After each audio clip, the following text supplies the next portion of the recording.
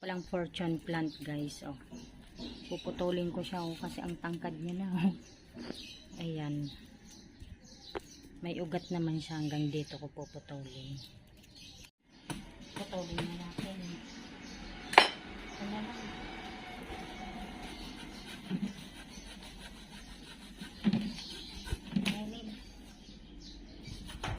Ayan, naputol ko na, guys. Hindi pa nito. Dito ko din itatanim mo. Ayusin ko. Naisahan. Ayan. Dapat nito ay diksian ko pa pala. Diba?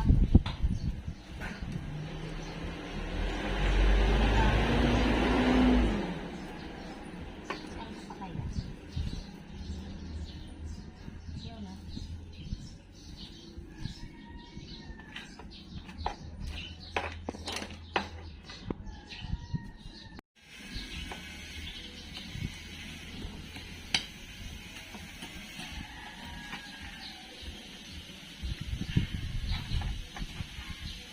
Ganda ng lupa. Lurat-lurat na lang to.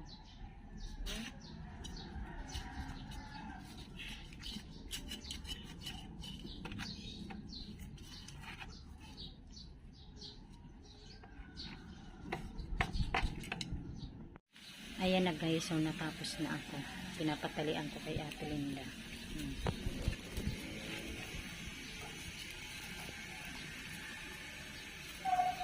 Ayan na, maganda na.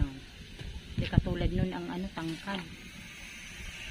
Sa wakas, naayos ko na rin.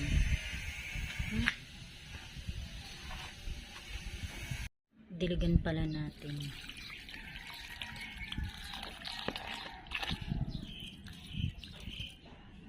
Guys, nako, dumapa na yung namin, kamatis. Papatalian ko kay Ate Linda. Ang lakas kasi ng hangin dito sa amin. Umulang kasi kagabi. Itong isa hindi masyado. Talian mo, Ate Linda. Tatalian muna ni Ate Linda, guys.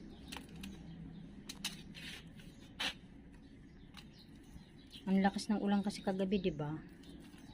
Kaya dumapa yan eh. Yan, diin mo.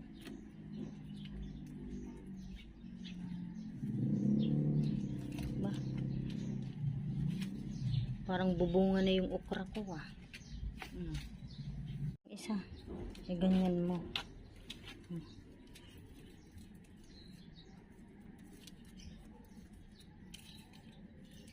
Matangkad na siya, no?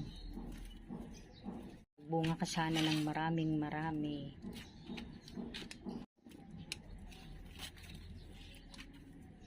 Ano pa? Magpipitas ka ng talbos.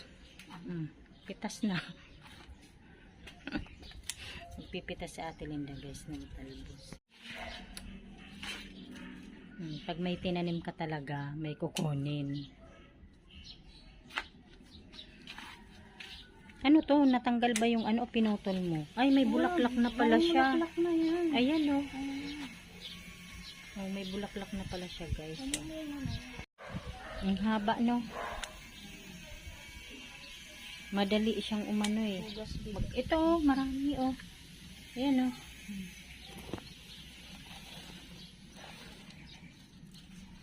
Mabilis siyang tumubuli mo. Pwede mo nang kunin. Ayan na din, oh.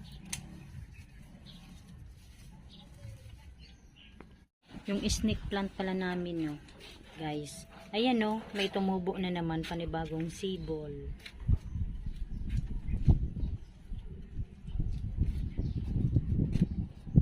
Hello, may bulaklak na. Nakuha ni Ate Lindang talbos, guys. So, hanggang dito na lamang. Maraming salamat po sa inyong lahat sa panonood sa aming channel. God bless everyone. Bye.